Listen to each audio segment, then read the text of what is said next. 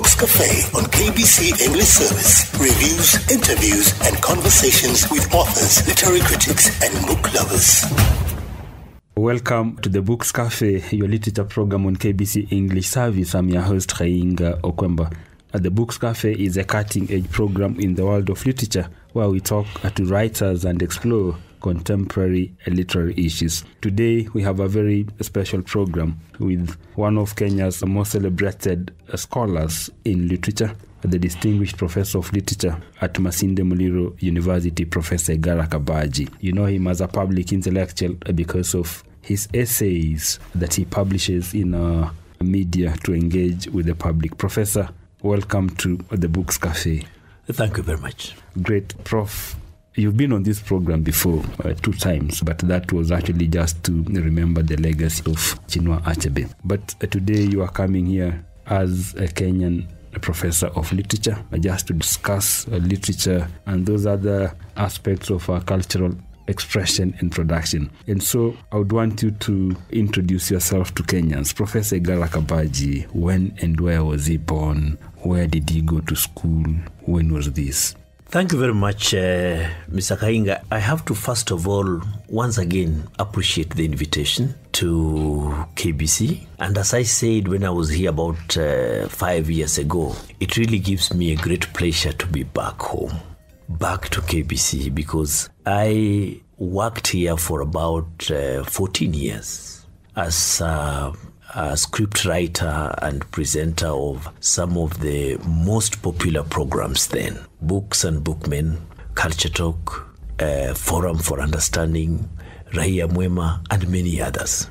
And so I want to really appreciate this opportunity. You have asked me to say something about myself. It's extremely difficult to start talking about oneself, but I want to follow up on the beaten path. I was born in a small village called Navuhi in central Maragoli in Vihiga County. My father was a teacher and a peasant farmer, and my mother was a doctor. I grew up in the village. My father happened to have been a teacher in Kisii County and spent most of his time there, so I started life in Kisii, a place called Nyakemini Primary School, then later on to Maragoliland, where just like any other village boy, walking to school barefooted, as usual, as expected, with uniform that is not really, up to form because of the humble, background. But thank God I passed my CPE and I proceeded to Vihiga High School. From Vihiga High School, I went to Chavakali High School for my A-levels, and from there I proceeded to Kenyatta University, where I pursued Bachelor of Education degree in English and Literature. Later on, I pursued a master's degree in the same university. That time, if you passed highly, then government would give you a scholarship or some form of graduate assistantship to help you pursue your studies, and therefore I was given that opportunity as a graduate assistant, and I completed my master's in literary studies. From there, I proceeded to the University of South Africa, where I studied folk media for my PhD. But that did not end there. I later on enrolled for a master's in business administration at Jomo Kenyatta University of Agriculture and Technology. But that is not all, because I'm currently pursuing an LLB degree. Now, Prof, you've actually told us that your father was a teacher and your mother was a doctor. But you must have come back to Maragoliland, Western Kenya, when you were still young. What was life like? Coming back to Maragoliland, Navuhi was a very interesting village. And we had all sorts of people. And since I was a keen and adventurous youngster, I spent many hours with people and trying to understand, why certain things were the way they were. My mother, being a doctor, would always tell me to accompany her, especially in times of emergencies at night. You get a torch, you're moving through the darkness to go and perhaps help in a delivery, and I would do all that. And therefore, it was really fascinating childhood. And I believe that that childhood has really impacted on what I write about now. Many of my characters are the characters that I interacted with. Now, Prof, after your primary school, you went to Vihiga High School, and then for your A-levels, you went to Chavakali High School. And then from there, you joined Kenyatta University to study Bachelor of Arts in Education, but interests in literature and English. Why that interest in literature and English, Prof? Where did that come from? Thank you very much, Gainga. You know, it's just out of reflection that you start now to see connections. My father was a good storyteller. And apart from being a teacher, he was also a preacher. And I would listen to him telling stories about the Bible and, preaching to people. And I really used to get fascinated with his ability to remember all those things. He was gifted in terms of memory. And this is something that I inherited from him. And I always thank God for that. I remember minute details of everything that I go through in my life. So really, my father played a big role in actually shaping my character in terms of appreciating stories, appreciating books. Of course, as a son of a teacher, there were books all over the home. And so there were times when I read and I would enjoy those books. And so it is that reading and listening to stories that actually shaped me towards appreciation of literature and the desire to tell stories. My mother was equally a good storyteller, but a bit nasty and, I should say a bit arrogant. I don't know if I have picked some of those aspects, but I remember a bit arrogant and extremely proud. Her stories were quite fascinating. And indeed, when we start talking about my books, maybe in the near future, I will tell you some of the stories that I've rendered in book format. Yet I was actually told those stories by my own mother. Oh. And so it was that. And then there is also something interesting. I think the whole family was a family of storytellers. I had an aunt who was an artist, a very good storyteller. She died at the age of 100. She continued to tell me stories up to the time she died. And therefore, generally, I should say, it is that environment that made me fall in love with the art of communication. Maybe to correct something that you have said, I'm a professor of literary communication. And therefore, there is the communication angle, anything literary. And as you know, and I said this a few years ago, we burst the banks when it comes to texts.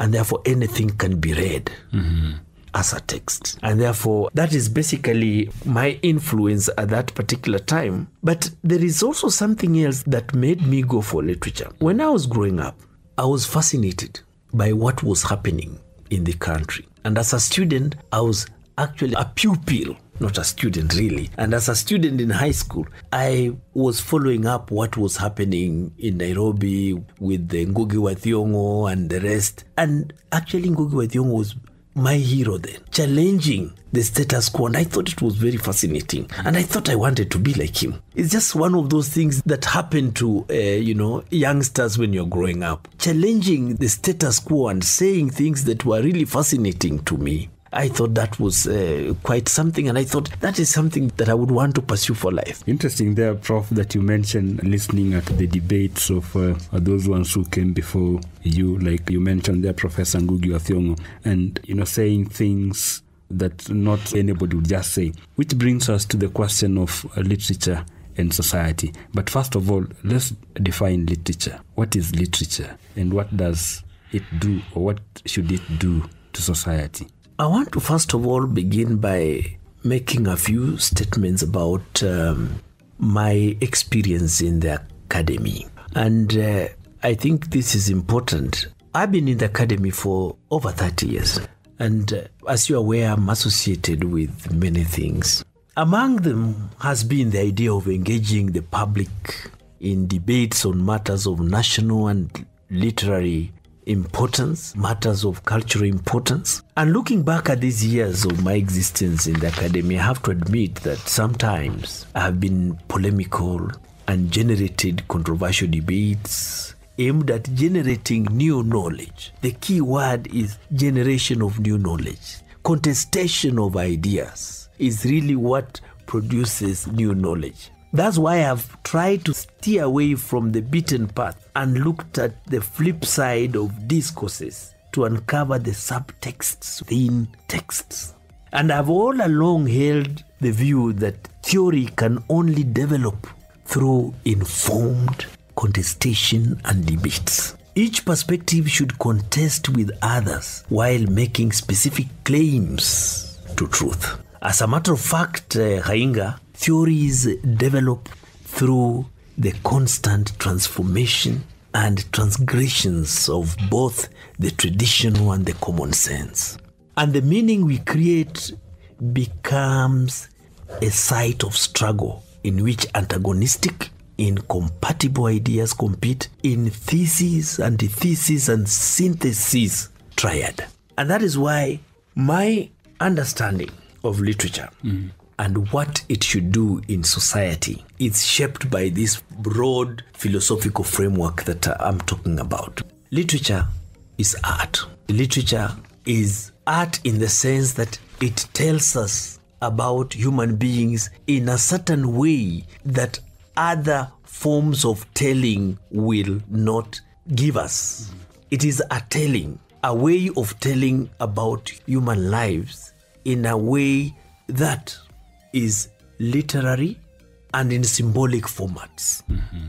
So we are basically in the business of telling stories that give us a view of society, that help us understand the fears and hopes of people at a particular time in history. And that's why I would like to mention the fact that in literary debates, the dialectics that should be guided, as Plato taught us, by reasoned arguments. And that is what our business is. As literature people. Yes. Professor Egara Kabaji there. If you are just tuning in, this is the Books Cafe on KBC English Service, and I'm your host, Kainga Okwemba. Our guest today is the distinguished Kenyan professor of literary communication. Of course, is a professor of literature. Professor Egara Kabaji, DVC, Masinde Muliro University, coming on to this program to celebrate and to some extent, I think, defend this discipline that is called literature, or the arts, under siege from sciences, especially in a country like Kenya, where we seem to think that because we are supposed to develop, then we should put more emphasis on sciences and technology. Maybe, Prof, you should comment on that. I've listened to very uninformed ideas and thoughts about the importance of pure sciences and the uselessness of the humanities. To be honest with you, Kainga, I want to say that it really baffles me when I hear somebody who went to school talking about the fact that the humanities and the social sciences are useless. It is very unfortunate.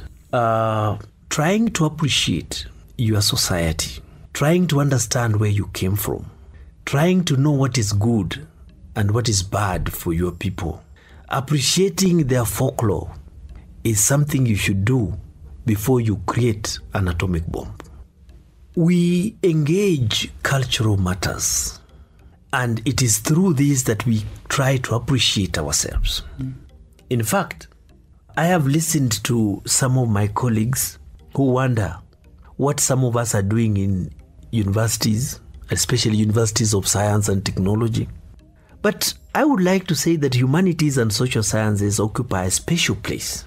This nation's development agenda can never be accomplished without the humanities and the social sciences.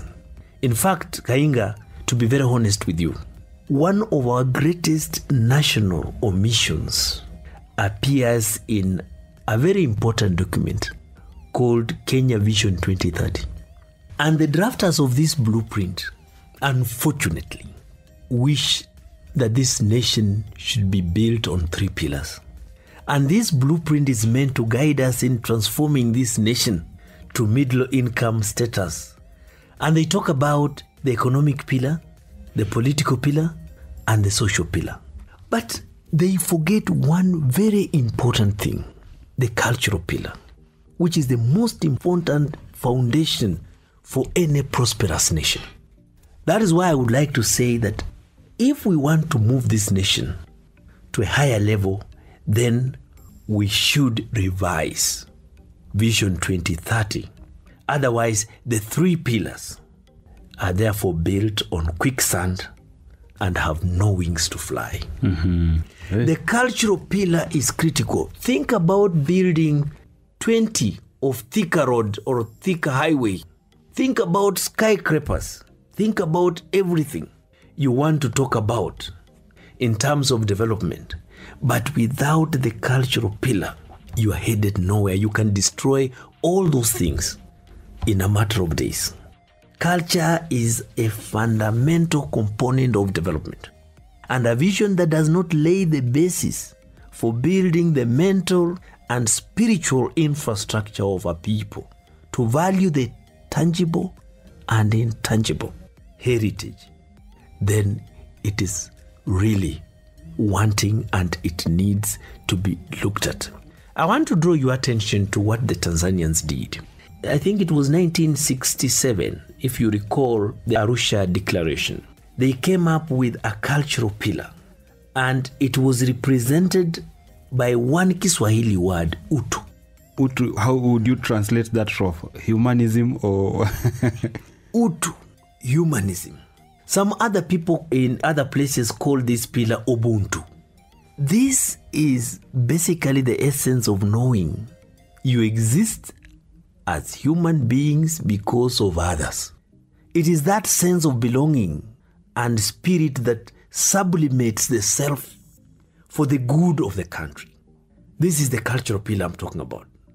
This cultural pillar therefore defines the values that guide a people and proposes ways of interacting with others. That has served the Tanzanians very well. And it is lacking in that very monumental Vision 2030 instrument. That is my biggest problem. And before we look at that, it is problematic. The problems of corruption in this country, for example, emanate from the fact that we do not have that cultural pillar. You are on your own. You have to create or steal for yourself. You have no sense of community, no sense of society. And that is our biggest problem. A cultural pillar, Kainga, should aim at expanding our sense of time, history, and social imagination. It should help Kenyans grasp complexities that they hardly comprehend and be able to construct new social realities of inclusivity. That's my point. And this should inevitably influence feelings about ourselves and others with whom we share this country. For me, without that, we are headed nowhere, and that is why those who talk about development in terms of buildings and roads and skyscrapers and name it, do not understand what development is. Now, that is where the essence of humanities and social sciences come in. And literature. And literature for that matter. This is the Books Cafe on KBC English Service. The weekly conversations with authors, critics, and book lovers. Tweet using the hashtag Books Cafe KBC. Drop a comment on the KBC English Service Facebook page. Now, Prof, of course, I wanted you to make that comment because we both live in this country and we know that there has been that attempt or that debate, especially to give more premium to sciences, because I think that Vision 2030 document projects Kenya becoming a middle earning economy. By 2030, we should have become that. Yeah. And the drafters of that document left out that cultural aspect that you are so passionately now articulating. But Prof, before that, you had actually mentioned about, your interest in literature and even the broader understanding of what literature does or what it should do to society. And you did mention also there that as a young boy going to school, you loved some of those Kenyan scholars who are already in our departments of literature and who are writing and engaging with a society as it were. Now, that debate, for example, if we pick on one, we've been told about this debate that was there. Those ones who have glorified that period, they call it the big debate, where the English department was dismantled and in its place the Department of Literature was introduced. But then there are those ones who've also said when they talk about theory, literary theory, they want to again look at that period. But I interviewed Professor Henry Indangasi, again another of our celebrated professor of literature, and he said that if he remembers that debate in the late 1960s, I think from 1969 and early 1970s, he said that he honestly does not remember anything that had the conceptual rigor and sophistication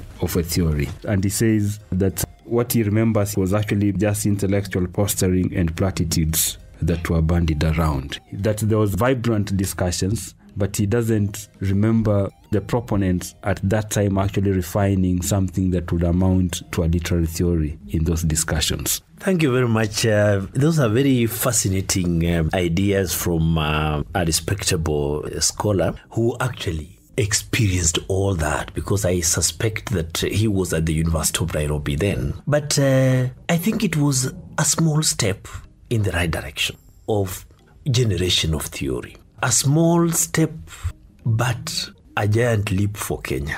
It might not have culminated into high-sounding theory, but it was a matter of realizing that, look, we can do things differently as Kenyans and as Africans. We have literature, but we have never focused on our own literature.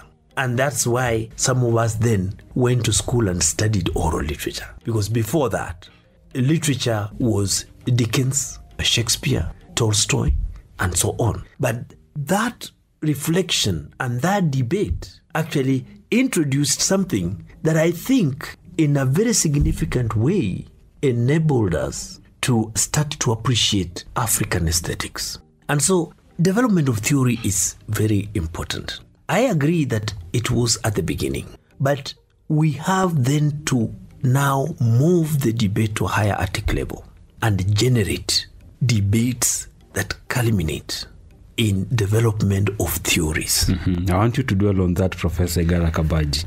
Thank you, Kainga. Let me begin by situating my postulations within the context of theory in cultural studies.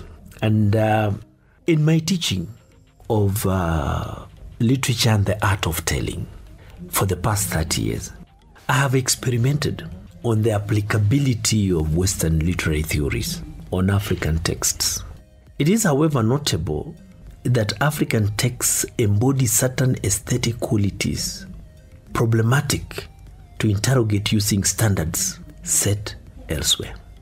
This is why African scholars have to be involved in the development of critical theory. If one thing has to be said about the development of critical theory, then it is that African scholars have been spectators and recipients of theory originating from the West. And I think that is what Indangasi is referring to. But I am at the same time saying that when those debates were going on in late 60s and 70s, it was really the beginning. African scholars and Kenyan scholars were then supposed to now build from there and actually engage theory. And as I said, if you bring to the table contesting ideas, then you are bound to evolve a theory from contestation of ideas. And that's why there is need to start reflecting on critical theory, generate and popularize our own theories. But how do we start thinking about critical theory? That is the question. And that takes me back to what you said about the debates, which were simply, as my colleague said, they did not concretize into a theory. But that was the beginning. We have then to engage. And this exercise has to begin from a thorough knowledge of the history of critical theory. From Plato, Aristotle, and many others from the African context. Then bring all that to the table in order to appreciate literary theory and generate literary theory. many of us in this part of the world read theory or literary theory from a European or American standpoint. And perceptions that we bring to theory are foreign to African reality. Unfortunately, one's position in the capitalist, of course, unipolar world we live in determines what one sees and gives prominence in reading literary theory. That is why I think it becomes very important for us to engage more and develop our own theories for interpretation of literature. Mm-hmm. I see very many people all over the place talking about structuralism, formalism, talking about deconstruction, post-colonial theories, and so on and so on. But there is need for us now to reflect on these theories that are all over, maybe not generated by us, to evolve a theory or theories that would be more applicable to our literature in this part of the world.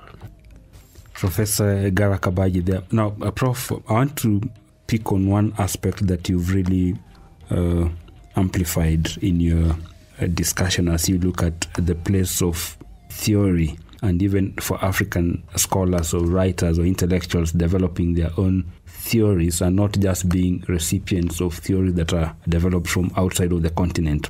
And you make a very passionate appeal for the place of debates in society. I also know that as a university down at Masinde Muliro University, you try to introduce what would actually amount to public lectures. I know you once invited the late Professor Chris Rwangela, the professor of literature, to actually celebrate him. And that was also an occasion for scholars to present papers on his contribution to literature and have contestations on their ideas. And he also organized a memorial lecture for Professor Francis Imbuga. To develop theory the way you put it, do you think in Kenya we are there without this tradition of having public debates, making public debates part of a tradition, so that we don't just wait for Professor Ngugi wa Thiong'o or Professor Michere Mugu to come from the States, and when they are visiting, that's when we put up a public lecture at the University of Nairobi, without just having that tradition that there are many scholars in the country and students who just want to interact with ideas and engage in that contestation of ideas, as you put it. There is a problem somewhere. To say that our universities are playing their rightful role in development of theory would be giving too much. The truth of the matter is that just like any other organ in this country, there is a problem in our universities. First, there is this debate that we have been talking about here that is so useless, that humanities and social sciences are not important. It is so useless. And if there are university administrators with that kind of thinking, then you know for sure that we cannot actually take our rightful place in generation of new knowledge and in evolution of theory. And there are many in this country. That's the beginning. The second thing is that very many of us then got into literature and in the arts to mine a living and not to make a contribution to new knowledge. So you might discover that for a whole year or 2 years or 3 years, somebody has been teaching literature without publishing any single paper in literature. That should tell you this person is not attending conferences, is not attending seminars, is not attending workshops. And why should this be the case? Most likely, we have failed to invest in ourselves. We think that investing means, earning your money and getting a loan and buying land or building rental houses. That is now what people think of as development. We do not remember that when you earn your salary and you go and buy the latest publication and read it, then you are also investing in yourself. Investment in oneself is the most important. before you think about other things that very many of us are betrothed to. Funding of workshops and seminars is critical. And spending time and getting fascinated with ideas and taking time to reflect on ideas. This is something that we are not doing in this country. We have tried that at Masinde Muliro University of Science and Technology. As you have rightly said, we celebrate culture. And that's why Francis Imbuga Memorial Lecture is supposed to be a yearly event. We celebrated the late Chris Wanjala, and we are in the process of actually coming up with a framework of making sure that we move the center. Moving the center from Nairobi to the periphery. And the periphery is rural Kenya, where Masinde Muliro University is situated. Where if debates cannot happen in Nairobi, they can happen on the periphery and in other places within the country. And that's what we are trying to do. Some other universities have really tried.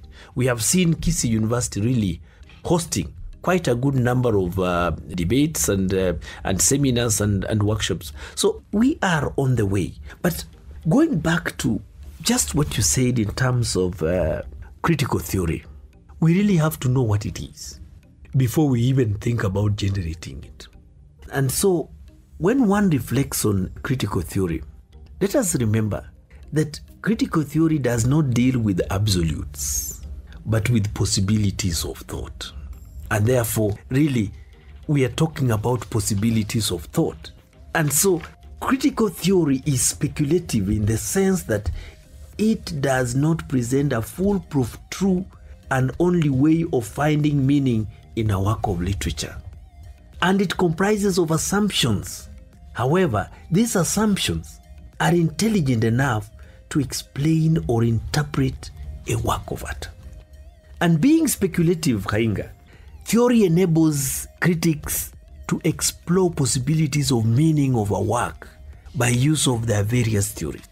So we are talking about something that is speculative. And if you speculate that this is the way we want to see things and actually develop or formulate a way of seeing all those things, then you are actually on the path to development of theory. Just like the way we look at psychoanalysis, for example, maybe the Freudian sense. And when you interpret a work of art within the lenses of psychoanalysis, then what you are getting out of that text may be totally different from what some other person will get from that text using another lens. So we are talking about, a set of ideas that can enable us mine meaning out of texts. Prof, I was going to say that, Prof, maybe so that my listeners do not get lost to define this thing that you are calling theory. And you've actually defined it. It's actually a tool that you use to assess a literary text. And let me add, Rainga, it only enables the critics to explore possibilities of meaning of a work. But there is something else that I have to say. A work of art may yield a multiplicity of meanings depending on the theories applied to the work.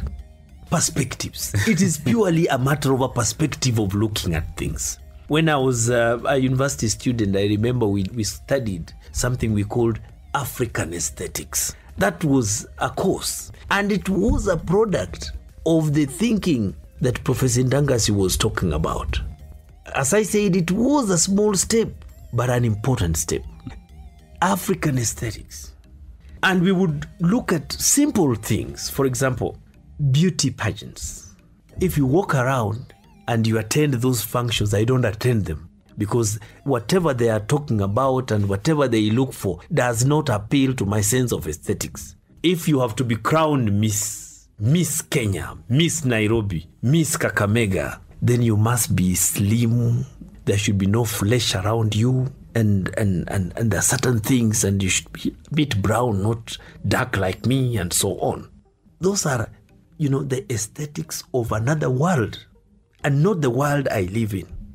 Where I come from, for example, to have some flesh around you is a very important aspect of womanhood. Of womanhood, for that matter. And so it is just perspectives. And therefore, when we start looking at courses like African aesthetics, is when we start asking ourselves, what are the standards we are applying? And therefore, in theory, it is also just, what are you looking for? In folklore, for example, and I don't know whether you know my passion for folklore, we actually try to create meaning out of nonsense. What could be perceived as nonsense?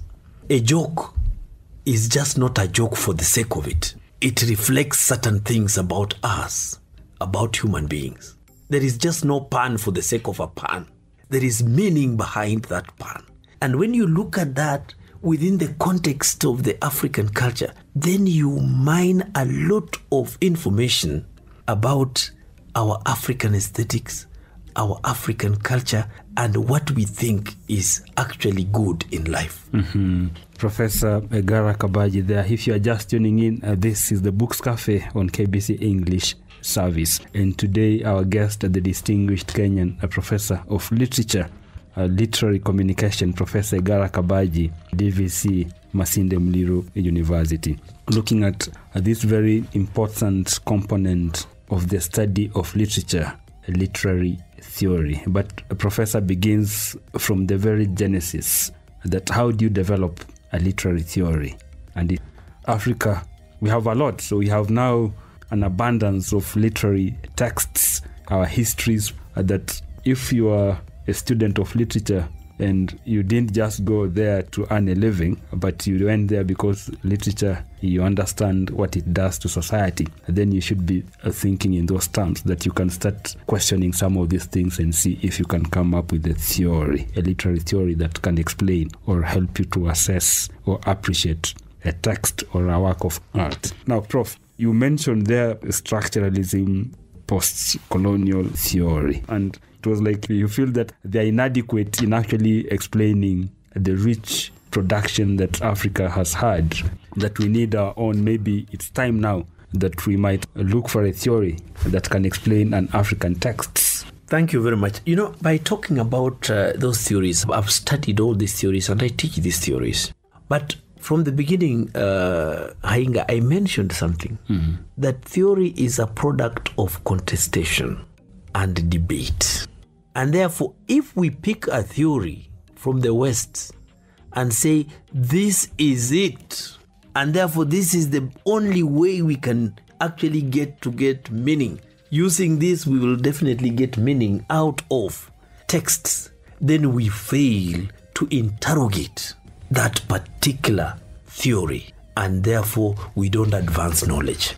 So theory, critical theory, is a product of rethinking of various assumptions, and it involves challenging the previous thoughts, challenging from, of course, an ideological position, because you have to come from an ideological position in challenging. That is why critical theory has certain attributes. It is ideological, and therefore, if that theory from the West is ideological, it's the Western ideology. But if we develop a theory here, it may actually be ideological still, but within the realm of our cultural milieu. Ideology, Hainga, refers to, in a sense, actually, ideology is more of our perception of reality.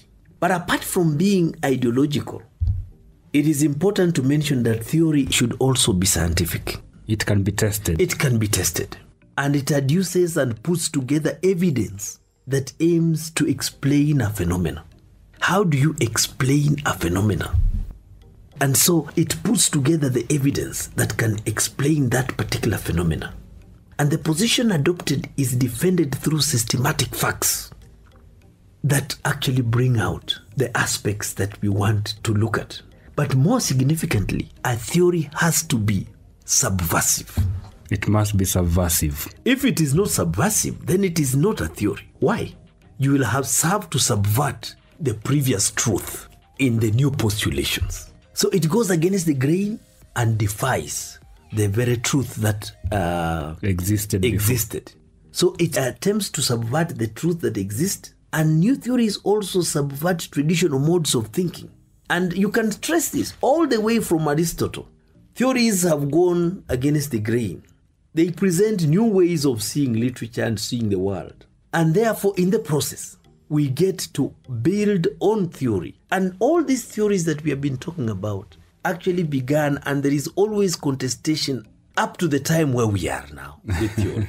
And that is what I'm exciting our listeners, our people and our listeners to think about theory. Immerse ourselves in thinking of new possibilities of seeing our reality, of changing our reality. Mm-hmm. Prof, before we move on another aspect of our discussion, I want us to wrap on this subject of theory. So, how should you approach it? Listeners must be confused now that what should they use to appreciate a literary text? A young student there of literature or a young scholar of literature who is listening to the Books Cafe and they love literature, but now Professor is telling them that yes, for now there are tools that we use to assess a literary text, but maybe we need to develop new tools. So what should they do? Is Professor Egara Kabaji trying to come up with a tool that can explain literature? I will get to where I am in development of theory, but allow me to say something about the existing theories. A scholar may want to appreciate a text using psychoanalysis, and it is well in order so long as you are interested in the sublime, in the unconscious. Students may want to appreciate literature using the post-colonial theories that exist, and these post-colonial theories have been postulated by many people, and basically a question of trying to appreciate ourselves as post-colonials and how we write back to the colonizer. Our students have all the right to immerse themselves in deconstructive reading of African literary expressions. Of course, they have read Derrida and others, and it is in order for them to actually engage the African text using all that.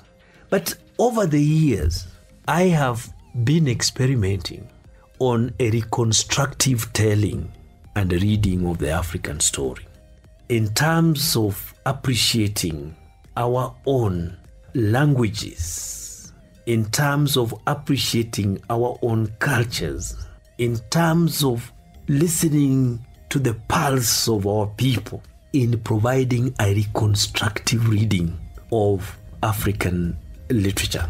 Now, this might sound a bit strange when I talk about Reconstructionism, as I call it. Now that you wanted me to talk about the whole idea of what I'm doing in terms of theory, I have spent many years trying to look at how we can appreciate our African literature.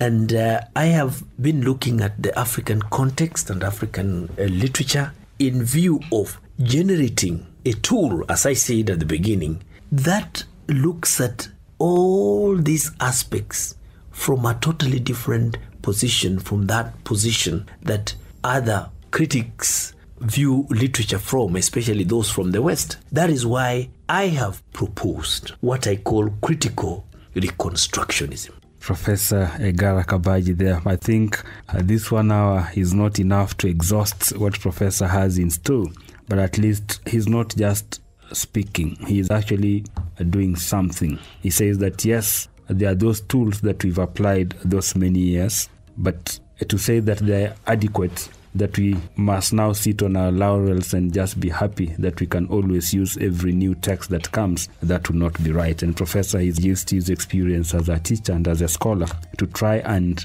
question what is in existence and the gaps therein and try to come up with something. He calls it critical reconstructionism, theory by Professor Egara Kabaji of Masinde Muliro University.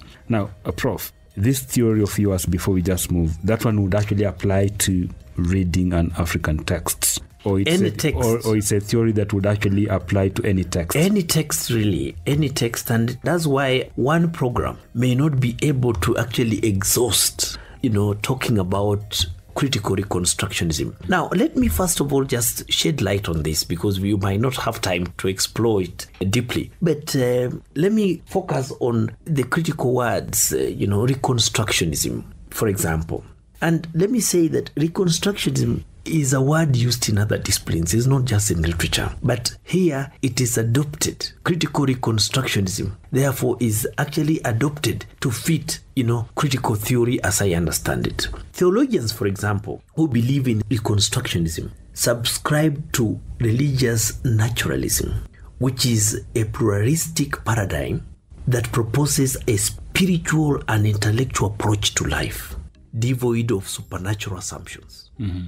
They are open to all genders and avoid discrimination of any sort, and they question conventional answers and remain, of course, open to new realities. But what do I mean by critical reconstructionism? This should be a new way of writing and critiquing works that takes cognizance of the reality of African situation, mm-hmm. or the situation of anybody within their own environment. It has to take into consideration the history. For example, if you have to apply it on African context, the history of the African child and the conditions of living. Of course, Africa is a continent in a crisis. That one is no doubt. And therefore, we cannot accept to remain in this crisis forever. And we have to act now. And the literature we write has to be the literature of Reconstructionism. We have to fill African children with hope and skills to steer society to a new level and to help Africans reconstruct their lives and that of their society. I don't know, I'm glossing over very important issues because of time, but basically what I'm saying within critical reconstructionism is that our literature should advocate for dialogue and critical consciousness. So critical reconstructionism therefore should focus on our experiences and instill the urge to take social action on problems of hunger, international terrorism, inflation, discrimination, tribalism, inequality, and all that. Mm-hmm. So that is what somebody should look in an African text or any text. If you have chosen an African text, then look at the African condition vis-a-vis what the text is bringing to the table. Mm-hmm. You look at that text within the social, cultural, and economic context mm-hmm. of that very text. So, and you say that this is a theory that can be applied to any text. So you are saying that even if you chose a Japanese text, for example, you should use the same tool to try and appreciate that text from that point. That is why if you use critical reconstructionism and you are looking at a Japanese text, the question then will be, how is it helping the Japanese to reconstruct their lives? How is it, helping the Japanese to appreciate themselves? And what are the aesthetics that are being applauded within this context? Professor Egara Kabaji there. I was your host, Reconstructionism Okwemba. It's goodbye for now. You've been listening to The Books Cafe on KBC English Service. Each week, we meet writers, reviewers, critics, and book lovers. Tweet using the hashtag BooksCafeKBC. Drop a comment on the KBC English Service Facebook page.